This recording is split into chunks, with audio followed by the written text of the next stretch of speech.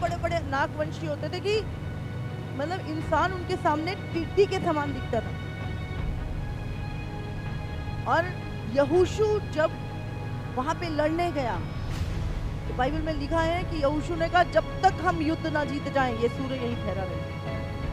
और बाइबल कहती है सूर्य डूबा नहीं जब तक इजराइली जीत नहीं गए। तो आपको ध्यान रखना है कि जो हम ये युद्ध कर रहे हैं ये किसी मनुष्य के नहीं, ये उन्हीं दुष्ट आत्माओं के, अंधकार की शक्तियों के, आत्मिक सेनाओं के खिलाफ है जो मनुष्य के जाति के पीछे पड़ के उन्हें नाश करने की कोशिश करते हैं, उन्हें खराब करने की कोशिश करते हैं, उन्हें परमेश्वर के विरुद्ध करते हैं।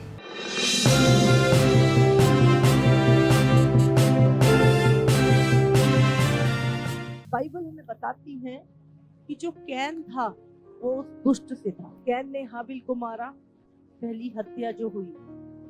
और शैतान ने, फिर हम 6 में पढ़ते हैं, जब यहाँ पर क्या है, एक स्पिरिचुअल बीइंग, परमेश्वर के पुत्र। अगर हम अय्यूब में पढ़ते हैं तो बाइबल में लिखा परमेश्वर के पुत्र जब परमेश्वर के पास आए तो उनके बीच में डोलते डालते शैतान भी आया। तो परमेश्वर के पुत्र जब उन्होंने मनुष्य की पुत्रियों के साथ विवाह किया तो उनसे जो बच्चे पैदा हुए वो बच्चे क्या थे, दानव पैदा हुए। बड़े बड़े विशाल, मतलब जितनी ये दीवार है इतने चौड़े और इससे भी बड़े बड़े दानव जो थे वो पैदा हुए। और उन्होंने, अब वो दानव क्या थे, वो मनुष्य को खाते थे। वो जानवर जो कुछ था, आप सोच सकते हैं उनकी भूख कितनी हो, वो हर चीज को खत्म कर रहे थे, यहाँ तक कि मनुष्य को भी खाने लगे। और बाइबल कहती है अगर इसको आगे पढ़े, मनुष्य के मन में जो कुछ पैदा होता था वो बुरा ही होता था। फिर उन दानवों से और दानव पैदा हुए। फिर उन दानवों ने ना केवल मनुष्य की पुत्रियों के साथ, जानवरों के साथ भी व्यभिचार करना शुरू कर दिया। और जब उन्होंने जानवरों के साथ व्यभिचार करना शुरू किया तो उनके जो व्यभिचार के कारण अजीब अजीब क्रीचर पैदा होने लगे। किसी के 10 हाथ, किसी का मुंह गधे का, शरीर इंसान का, अलग अलग क्रीचर। और आज भी आप बहुत सारे संसार में देख सकते हैं अलग अलग क्रीचरों, मुंह जानवर का, शरीर इंसान का, मुंह इंसान का, शरीर जानवर का। तो ऐसे अगर आप देखेंगे, बहुत बार आपने देखा होगा ना, मुंह सांप का है और धड़ इंसान का, और धड़ मनुष्य का है और मुंह सांप का। तो इस तरह के हजारों जानवर, हजारों क्रीचर जो थे वो बहुत ही भयानक भयानक क्रीचर जो थे वो पैदा होने लगे। और जब अब वो पैदा जब हो रहे थे तो आपको पता है कि उनको खाने के लिए कितना चाहिए। अब वो क्या कर रहे हैं, सब खत्म कर रहे हैं, सब खत्म, मनुष्य को खा। और प्रभु ने देखा कि बुराई केवल मनुष्य को नाश करने के लिए प्रभु ने ये नहीं किया था, लेकिन मनुष्य को भ्रष्ट कर दिया गया था और दानव दुनिया में रहने लगे थे।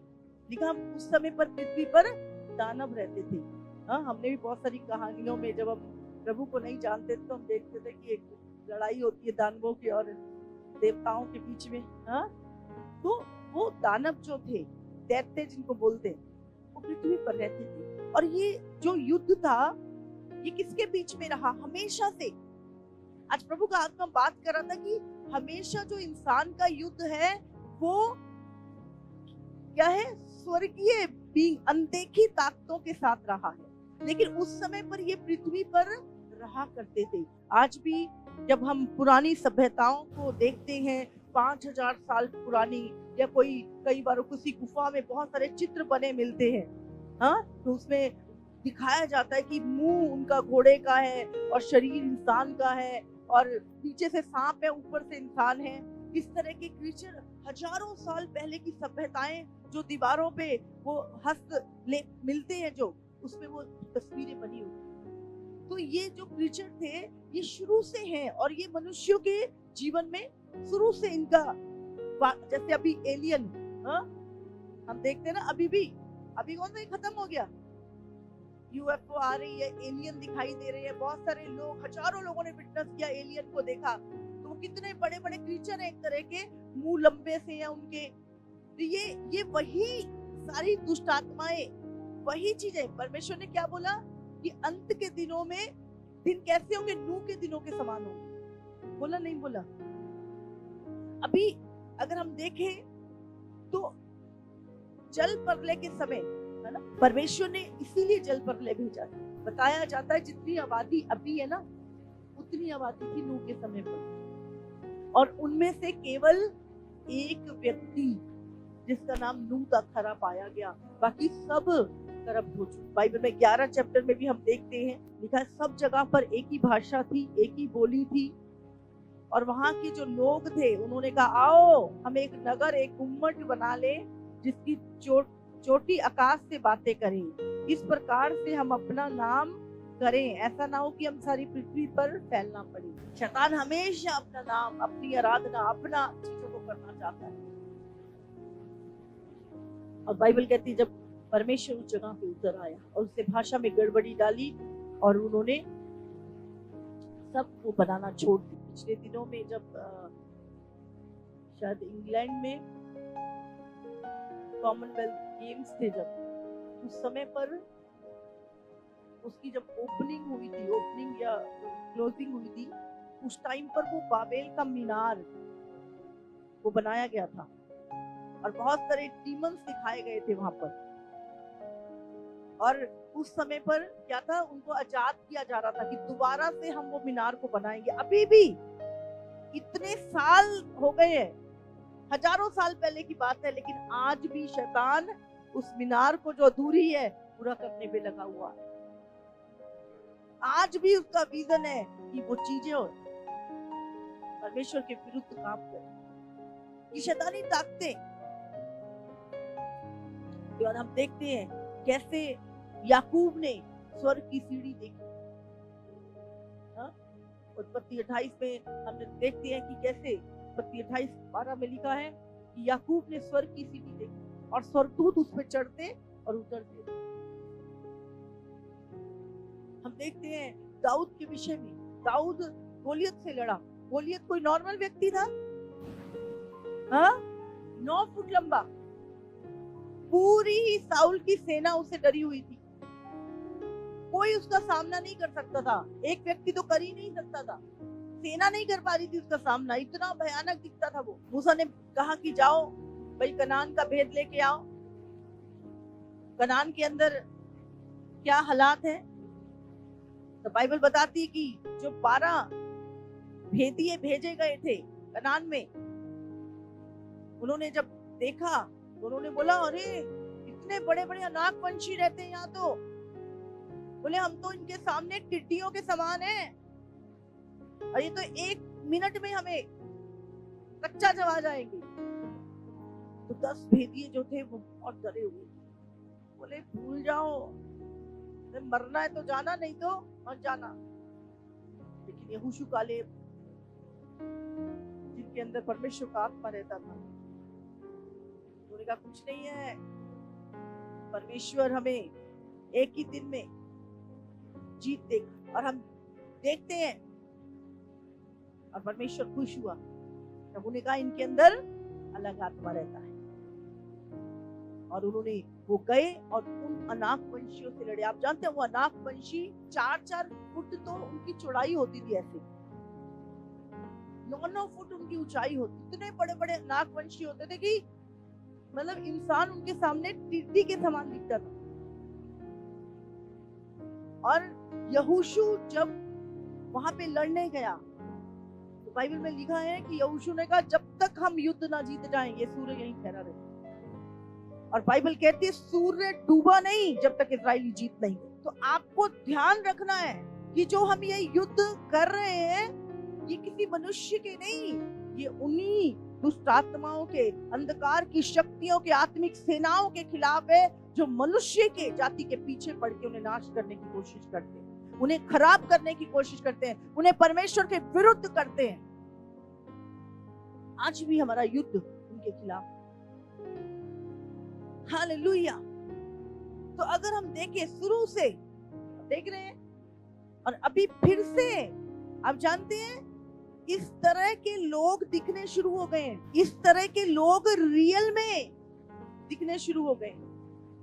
ये ऐसे होते थे कि मनुष्य इनके सामने बहुत छोटे, ये तो कुछ भी नहीं दिखाई दे रहे अभी इस समय में। इनकी लंबाई पूरी छत से भी लंबे दिखाई दे और मनुष्य छोटा सा दिखता था। और अब बाइबल कहती है नूह के समय के दिन अब वापस आ रहे हैं। मैंने पिछले दिनों में एक क्लिप में देखा, ऐसे ही मनुष्य, वो WWF की जो कुश्ती होती है उसमें ऐसे डीमन जैसे लोग दिखाई देने लगे। पहले नॉर्मल हुआ करते थे, लेकिन अब इस तरह के लोग दोबारा से धरती पे दिखाई दे रहे हैं। उनका आकार, उनकी लंबाई चौड़ाई और उनका डील डॉल वही पुराने समय वाले। अरे आज भी ऐसे फिर से प्रभु ने कहा नूह के दिन वापस आएंगे। और अब हम देख रहे हैं उस तरह के जो लोग हैं वो दिखाई देने लगे, उस तरह के दानवों जैसे लोग दुनिया में दिखाई देने लगे। अभी क्या है, अभी हम आत्मा में चीजों को लड़ रहे हैं। मैंने बोला ना कि इस साल लोग आमने सामने देखेंगे लोग चीजों को, दुष्ट आत्माओं को, डीमंस को, और वो नाम देंगे एलियन। तो अच्छे होते हैं, इनसे तो दोस्ती कर लो, ये तुम्हारे काम करते हैं। जैसे वो छोटे होते हैं ना, वो अलाउद्दीन का चिराग है ना, एक जिन्न आता है, उससे तुम जो मर्जी मांगो वो तुम्हें देता है। आजकल जो मूवियों में भी जो दिखा रहे हैं, अच्छा शैतान भी होते हैं, बुरे भी होते हैं। तो इस तरह की चीजें आज नेटफ्लिक्स पे देख लो, आप मूवियों में देख लो, आपको डिमोनिक चीजें, इस तरह के क्रीचर भयानक। आज आप देखो खुदाई में इतने बड़े बड़े कंकाल मिलते हैं, 9-9 फुट के कंकाल। अभी कुछ दिन पहले ही पता कौन सी कंट्री में वो मिले, बड़े बड़े सिर उनके। बताया जाता है गोलियत का भी मिल गया, उसके माथे में एक बड़ा सा होल है, गोलियत का भी कंकाल बताया जाता है मिल चुका है। ये प्रूफ हो चुका है कि इतने बड़े बड़े डीमन दानव पृथ्वी पर रहा करते हैं। हालेलुया। अब इनकी स्पिरिट है, जब हम फाइट करते हैं तो ये क्रीचर हमें दिखाई देते हैं। अब इनका किंगडम कहाँ कहाँ है, ये समुद्र में रहते हैं, अलग अलग क्रीचर, भयानक क्रीचर उसमें रहते हैं।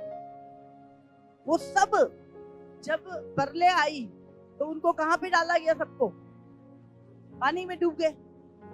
समझ रहे? तो पानी के क्रीचर सबसे पुराने क्रीचर है। सोच सकते हैं आप कितना बड़ा। दाऊद उससे लड़ा, सारी सेना डर रही है उसको देख के, गोलियत को छुप रही है उसको देख के, किसी की हिम्मत नहीं हो रही। और वो पता है क्या कह रहा है, बोले एक ही आ जाओ, बोले सबसे लड़ने की जरूरत नहीं है, हमारा एक बंदा हरा दो। फिलिस्तीनी सेना बोलती है हमारा एक बंदा हरा दो, सारी हम अपनी हार मान लो। समझे? अब एक बंदा ये था, अब सोचो पूरी सेना और एक ये बंदा। ऐसी लड़ाइयां लड़ी है परमेश्वर के लोगों ने, इस्राएलियों ने ऐसे लोगों से जीत हासिल की है। आज हम छोटे छोटे डीमनों से करने लगते हैं। समझ रहे हैं? अगर दाऊद जैसा, किसके, उसने का संग्राम यहोवा का है। एक गुलेल के पत्थर से उसका सिर में डाल के उसी की तलवार से उसी को घोंप दी। परमेश्वर का बल नाम यहोवा का है। और उस समय पर जब यहोशू ने कनान जीता, ऐसी अनाक वंशी वहां पर रहा करते थे। और मनुष्य उनके सामने भेदिए बोलते हैं हम तो टिड्डी के समान हैं। बोले किसने मरना ना तो जाना, बोले भूल जाओ, सपना लेना भूल जाओ, तुम कनान में कभी पहुंचोगे। डर गए, इतना डर गए, इतना डर गए। और बीच में फिर यहोशू और काले बोले क्या बोल रहे थे तुम? बोले वो तो हमारी रोटी के जैसे ठहरेंगे। बोले आज ही परमेश्वर हमें उनके ऊपर जीत हासिल करेगा। परमेश्वर को खुशी हुई, ये व्यक्ति अपनी ताकत पे भरोसा नहीं करते, ये मेरी ताकत पे भरोसा करते, मुझ पे भरोसा करते। और बाइबल कहती है यहोशू गया वहां पर।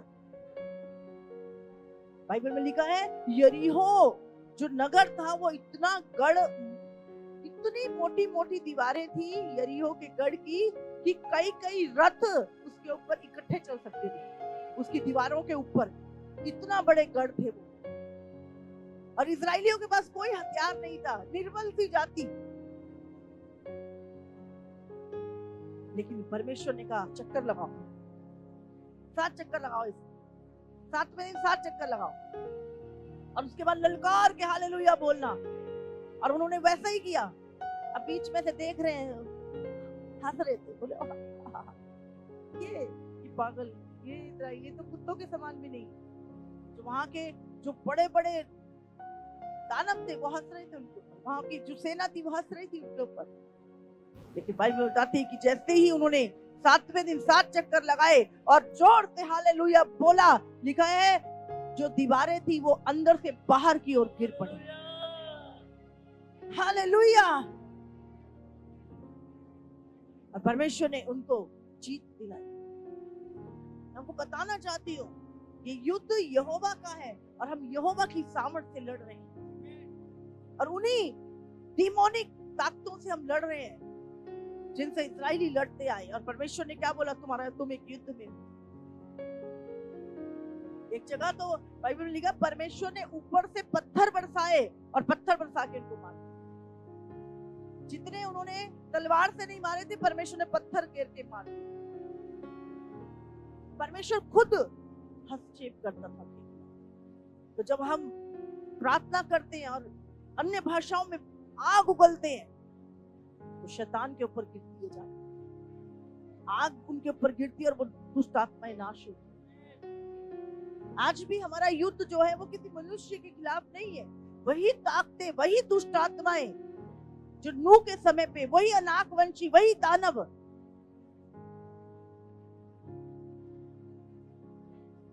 आज उनके पास शरीर नहीं है, शरीर खत्म। जब परमेश्वर ने पानी में डुबोया तो शरीर में खत्म हो गए थे। क्या क्या तो आत्मा में बोल। तभी तो कहीं पे भी जाते उनको शरीर चाहिए, उनके पास बॉडी नहीं, तो उनको बॉडी चाहिए। सबसे पसंदीदा जो उनके रहने का स्थान है वो है इंसान का शरीर। देखते उसको मौका मिलना चाहिए। एक आता है, दरवाजा खोलता है, बाकी सबको बुला लेता, आ जाओ भाई, आ जाओ आ जाओ, ये मिल गया घर, अच्छा मिल गया। एक एक के अंदर से लाख लाख भी निकल जाती है, करोड़ों भी निकल जाती है एक मनुष्य के अंदर। समझ आती है आपको?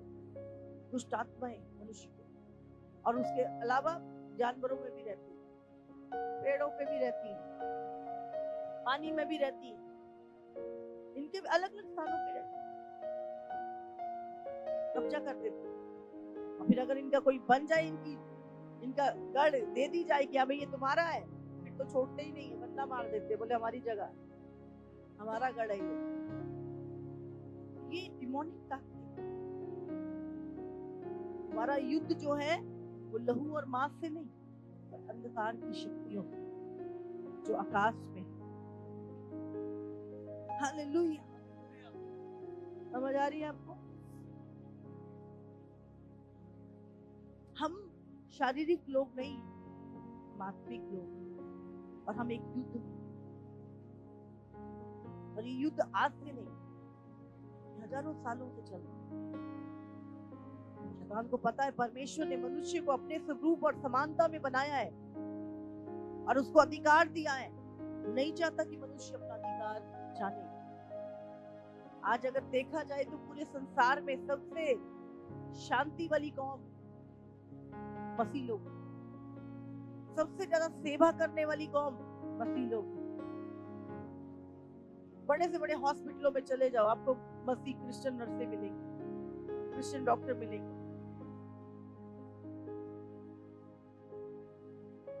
प्रेम करने वाले, मदद करने वाले, इंटेलिजेंट, शिक्षा देने वाले मसीह लोग। सबसे ज्यादा आविष्कार करने वाले, खोजें करने वाले मसीह लोग। लेकिन सबसे ज्यादा विरोध किसका होता है पूरी दुनिया में? मसीह लोगों को। समझ रहे? जबकि हर अच्छी चीज उनसे आती है। लाइट में भी बैठे हो ना, उन्हीं की देन है। हर उत्तम चीज उन्होंने हमें दी, शिक्षा दी। आज भी सेवा में, शिक्षा में, शांति में, प्रेम में कोई नहीं है इनसे बड़ी। लेकिन सबसे ज्यादा विरोध किसका हो रहा है आज? क्यों? ये लड़ाई किसी इंसान की नहीं, किसी कौम की नहीं, ये लड़ाई है दुष्ट की। और दुष्ट क्या करता है? भड़काता है लोगों को, हमारे खिलाफ करता है। क्या कर रहे हैं? वचन सुन रहे हैं, लाइव चल रहा है, इसमें से शिक्षा दे रहे वचन में से। कोई मन घड़त नहीं, एक वचन है जो करोड़ों लोग पढ़ते हैं, जो अरबों पत्रियां रोज इंसान पढ़ता है। और अपनी लाइफ में मैंने बताया था कि बाइबल दुनिया की सबसे पढ़ी जाने वाली और सबसे ज्यादा बिकने वाली और सबसे ज्यादा लाइफ चेंज करने वाली पुस्तक है। लेकिन विरोध किसका? मसीलों को। की लड़ाई उन्हीं दानवों से, उन्हीं दुष्ट आत्माओं से जो आकाश में। और उनको अगर डर लगता है किसी चीज से तो वो यीशु से लगता है, क्योंकि यीशु ने ही क्रूस पे उनको हराया और वो अधिकार लेके अपने लोगों को दिए। और वो इसी बात से डरता है कि किसी को अपने अधिकार ना पता चल जाए, कहीं ये इनको अधिकार पता चल गया, ये अपने कब्जे छुड़ा ना ले हम। अब वो वही चीजों से, इसीलिए हर जगह आज दुनिया में बुराई की कमी है। बुराई का कोई विरोध नहीं, बुराई का कोई विरोध नहीं, पाप का कोई विरोध नहीं, खुले आम चल रहा है, खूब बढ़ रहा है, फल फूल रहा है, कोई विरोध नहीं करेगा। पर ये बेचारे मसीह लोग ठंड में उपवास करे हुए हैं, प्रार्थना कर रहे, घुटने टेक के, अपने देश के लिए प्रार्थना करे, अपने लोगों के लिए, उनकी खिलाफत होती। क्यों? ये लड़ाई इंसान की, शैतान के साथ, और शैतान उन लोगों को इस्तेमाल करता है। हालेलुया। मैं तो कहती हूँ एक व्यक्ति अगर बदल रहा है, अगर एक व्यक्ति बदल रहा है, यदि वो बुरा हो रहा है तो रोको। अगर वो व्यक्ति अच्छा बन रहा है तो क्यों रोकते हो? तो क्यों रोक रहे हो? वो व्यक्ति गाली देना बंद कर रहा है, वो व्यक्ति शराब पीना बंद कर रहा है, वो व्यक्ति चोरी चकारी बंद कर रहा है, वो व्यक्ति रिश्वत लेना बंद कर रहा है, वो व्यक्ति नम्र और दीन बन रहा है, तो उसमें क्या बुराई है? भले कोई बनाए उसे, कहती हूँ यीशु बनाए या कोई और बनाए, बिल्कुल कोई भी बनाए, अगर कोई ऐसा हो रहा है तो हमें उसका विरोध हो। मैं क्या चाहती हूँ? मेरा बच्चा जहां भी जाए वो अच्छी पढ़ाई करे, लायक बने। एक व्यक्ति कहीं भी जाए पर वो लायक बने, वो पवित्र बने, वो ईमानदार बने, उसका जीवन परमेश्वर के भय का जीवन है, वो बुरे कामों से डरे, और जो उसको बनाता है उससे बैर कर दिया। आज हजारों लाखों लोग प्रभु के पास आके नशों से, पाप से, व्यभिचार से, दुष्टता से आजाद हो गए। क्या बुराई है? बनने दो लोगों को अच्छा, क्राइम बंद हो गया, पाप बंद हो गया, नशे बंद हो गए, क्या बुराई है? किसी को भी मान तो ईश्वर को रहे, बंद तो अच्छे रहे हो। दुष्ट ताकतों के साथ हमारी लड़ाई है, हमारी लड़ाई किसी मनुष्य के साथ नहीं, किसी इंसान के साथ नहीं। क्या कर रहे? घुटने टेक के प्रार्थना कर रहे, दुआएं कर रहे हैं। प्रभु ने ये नहीं कहा भाई मैंने युद्ध जीत लिया, अब तुम आराम करो, मौज करो, ऐश करो। परमेश्वर ने ये नहीं कहा भाई कनान मैंने तुम्हारे लिए रखा है और जाओ एंटर हो जाओ। प्रभु ने कहा लड़ो, जीतो और अधिकार लो। बोला नहीं बोला? आज भी परमेश्वर हमें कहता है तुम जयवंत से बढ़ के हो, मैंने तुम्हें अधिकार दिए, जाओ शैतान से लड़ो और अधिकार जो उसने तुम्हारे फैमिलियों में वापस लो, वापस लो। पर लड़ना पड़े। उस टाइम पर क्या था? वो तलवारों से, हथियारों से लड़ते थे। आज हम आत्मिक तलवारों से लड़ते हैं, आत्मिक अधिकारों से लड़ते हैं। पर उन्हीं दुष्ट आत्माएं, वही डीमन है ये, जिनको परमेश्वर ने डाल दिया पानी मतलब, उनकी स्पिरिट है, वो आत्माएं जो निकल के आ रही, बहुत भयानक। जानते हैं वो अच्छे लोगों के ज्यादा खिलाफ है, दुष्ट आत्माएं अच्छे लोगों के ज्यादा खिलाफ है। जिसके अंदर परमेश्वर दिखाई देता है उनको वो खिलाफ है। जो दुष्ट काम कर रहे हैं वो उनके साथ है, वो तो उन्हीं के चलते है, उन्हीं का काम है। तुमसे दिक्कत नहीं होती, तो दिक्कत है जो प्रभु को नहीं भी जानते लेकिन फिर भी प्रभु की व्यवस्था पे चलते हैं, प्रभु का भय मानते हैं, अच्छे उनके पीछे रहे। और इंसान सोचता है भाई मैं तो किसी का बुरा भी नहीं करता, मैंने तो आज तक किसी का बुरा भी नहीं किया, मेरे साथ ये क्यों हो रहा है? शैतान को तेरी बुराई से, तेरी अच्छाई से ही प्रॉब्लम। वो चाहता है सब दुष्ट हो जाएं। जब तुम दुष्ट हो जाओगे परमेश्वर को दुख पहुंचेगा, मैंने इन्हें अपने जैसा बनाया और ये दुष्ट हो गए। वो खुश होता है, उसकी पावर बढ़ती है जब दुष्टता बढ़ती है। जब पाप बढ़ता है शैतान की ताकत बढ़ती है। जब उसके लिए सैक्रिफाइस चढ़ाए जाते हैं, उसके लिए बलियां चढ़ाई जाती हैं, उसकी ताकत बढ़ती है। जैसे हम कहते हैं ना, परमेश्वर के राज्य में कौन सी करेंसी चलती है? विश्वास। यीशु ने कहा तुम जो कुछ विश्वास से मांगोगे वो तुम्हारे लिए हो जाएगा। अगर तू विश्वास करे और मुंह से कहे तो वो तेरे लिए हो जाए। इस पहाड़ को कहे हट जाए तो तेरे लिए हट जाए। विश्वास। लेकिन शैतान के राज्य में कौन सी करेंसी चलती है? ब्लड। बड़े से बड़ा, अमीर से अमीर कोई भी व्यक्ति जब शैतान से कुछ लेना है उससे, तो उसको ब्लड देता है। ब्लड देता है। वहां पे ब्लड, आप शैतान को ब्लड चढ़ाओ, शैतान आपको जीवे। लेकिन उसके पास ना तो शांति है, ना मुक्ति है, ना अनंत काल का जीवन है। वो तुम्हें दे सकता है कुछ चीजें, लेकिन वो भी बिना कीमत के नहीं देता। आज कितने सैक्रिफाइस, कहीं मुर्गा लाओ, कहीं बकरा लाओ, कहीं पे इंसान लाओ, मनुष्यों की बलियां, अबॉर्शन लीगल कर रखी। क्या है वो? बच्चों को पेट में मारना, ब्लड सैक्रिफाइस, निर्दोष बच्चों का ब्लड। इंसान को खून चाहिए, जितना खून उसे चढ़ाते हैं वो आनंद, और वो देता है वो बकवास चीजों को लोगों को। दुनिया का धन, चीजें, नेम, सक्सेस थोड़े समय के लिए, थोड़े उसके बदले में वो तुम्हारी आत्मा भी ले लेता है, नरक में डाल देता है। युद्ध नेचुरल नहीं, सुपर नेचुरल। हालेलुया। तो ये युद्ध हम कर रहे हैं उन्हीं दुष्ट आत्माओं के खिलाफ। बहुत भयानक। वही सरपंच की स्पिरिट, वही दुष्ट आत्मा पानी में रहती, आकाश में रहती, पृथ्वी की गुफाओं में। तो पिछले दिनों में पेड़ में थे, बड़े बड़े ऐसे पेड़ उन्होंने दिखाए जिसके पेड़ों के नीचे उनके रास्ते थे, और उन पेड़ों के नीचे बड़े बड़े डीमन गुफाएं थी जिनके अंदर वो रहते। वहां पे जाके उस फायर को रिलीज किया और वहां से निकल के वो रात को मनुष्य के ऊपर अटैक कर।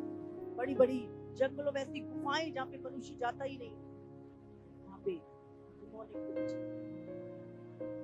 जब रेलम में जाओगे आप उन जगहों पे जाके जहां भी वो होंगे उनको मारो। बहन निकलने देखा ना, एक बहन ने वो एक गुफा में गई, हाँ, और वहां पे बहुत सारी दुष्ट आत्माएं, और उसे परमेश्वर की ओर से तलवार दी गई और उसको काट रही अलग स्थानों। आपकी प्रॉब्लम के पीछे दुष्ट आत्मा, प्रेयर में, फास्टिंग में, नाइट प्रेयर, संगति में, प्रभु के वचन में डरता है तो ये वचन पे चलने वाला व्यक्ति आज नहीं कल आपको छोड़ के भागता है। बने रहे। तो यीशु मसीह तो आत्मा जंगल में ले गया, तो उसकी परीक्षा किसके द्वारा हुई? किसी मनुष्य के द्वारा? किसके द्वारा? शैतान के द्वारा। और कैसे? ये अभिलाषाओं, लालसाएं। यीशु को भूख लगी, 40 दिन के उपवास के बाद आया शैतान, पत्थरों को बोल रोटी बन जाए। सबसे ज्यादा जो अटैक था यीशु की आइडेंटिटी पे था, मैंने कल भी बताया। सबसे बड़ा अटैक तुम्हारी पहचान पे है। अगर तू परमेश्वर का पुत्र है तो ये पत्थर को रोटियां बना दे। अगर तू परमेश्वर का पुत्र है तो मेरे सामने गिर के झुक, ये सब तुझे दे दूं। अगर तू परमेश्वर का पुत्र है, अपने आप को यहाँ से गिरा ले, तू तेरे को उठा लेंगे। मतलब आपकी पहचान के ऊपर अटैक। वो बार बार तुम्हें एक ही बात बताना चाहता है कि तुम परमेश्वर के पुत्र नहीं। अगर तुम परमेश्वर के पुत्र हो तो तुम्हारे साथ ऐसा क्यों हो?